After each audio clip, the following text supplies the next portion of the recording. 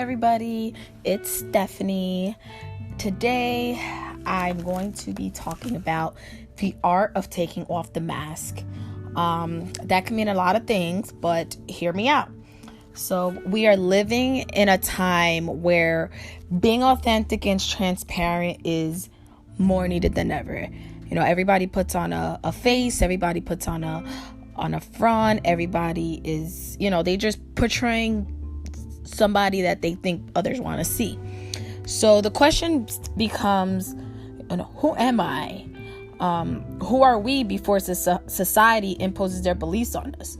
Who are we before we become scorned or heartbroken? And who are we without the mask that we put on every day?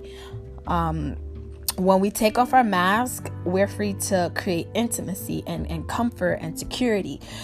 We remove the mask of rage, control, prejudice, fear, greed, and longing. And we hide behind these masks and we restrict ourselves to keep everybody else satisfied. We get tired, we get rebellious, and we get depressed. And all of our masks are distinctively different.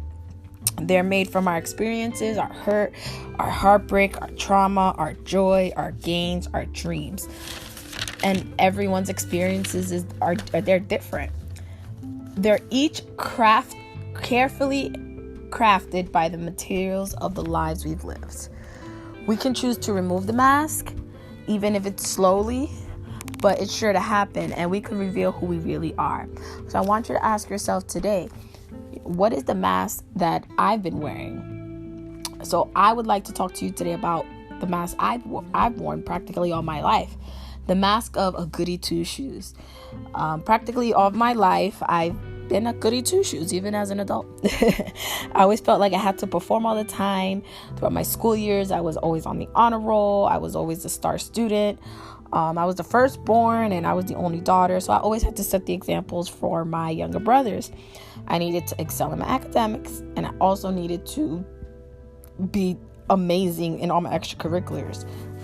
I was always very respectful, and I had to make sure that I fit in the mold and the portrait of being picture perfect, not only with my family but in school with my grades and even with my friends. I didn't have this wild teenage life. Like, I was very conservative. I lived in a very conservative home. Everything was very structured a certain way. I didn't play hooky. I didn't party. I didn't leave my house. I didn't sneak out. I had a curfew, and that was to come home after school. And I was even picked up from my parents in high school. So, everything was very cookie cutter for me. My parents were absolutely amazing. I never really noticed if there were any real issues at home because I was always so focused on my academics and making sure that I fit into that mold. I didn't know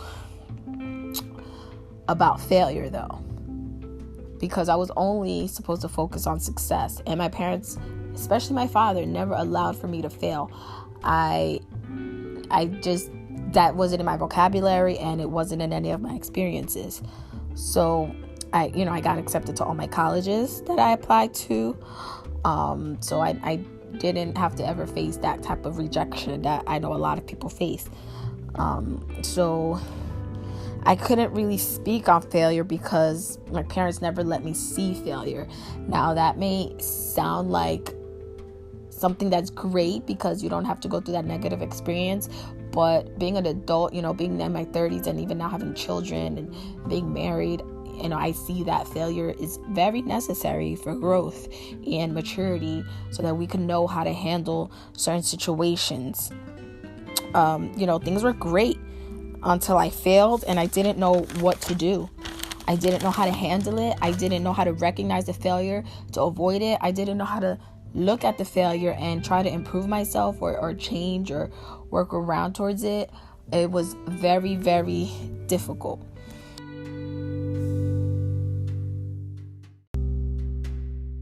So my mask held me back from being able to handle failure. So when failure showed up, I couldn't handle it. So I want to ask you today, what mask do you wear every day?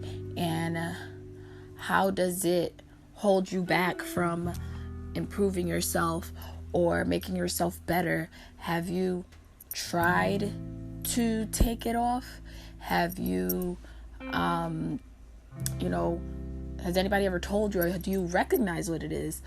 I know that now that I've been made aware of where I fall short, I'm able to, do better. It's helped me with my communication with my family, friends, at the workplace, because a lot of times if I saw failure as an adult, I wanted to cover it up. I didn't want people to see me fail. Talk about the fear of failure. That's so real. Because everyone always saw me in such a positive light, I would try to hide when I messed up. So I never communicated effectively, or I would lie about something just so people didn't think that I did wrong, or I didn't do what I was supposed to do, or I didn't perform the way everybody expected me to. So, in identifying the mask that I wear or wore, I was able to improve myself and, remove that anxiety of just feeling like I always had to perform and I always had to be successful and I always had to be great. Taking off that mask helped me remove that layer of insecurity and of failure. So I say to you today, again, what mask are you wearing? I think that it's important to identify it, no matter what age you are. If you have children, help them to be their authentic selves and not have to wear a mask and not hide behind a cage of emotions or a facade. It's our duty to do that, not only for ourselves but for other people. Thank you so much for listening to my podcast. Thank you. I really appreciate it. Let other people know. And until next time, bye.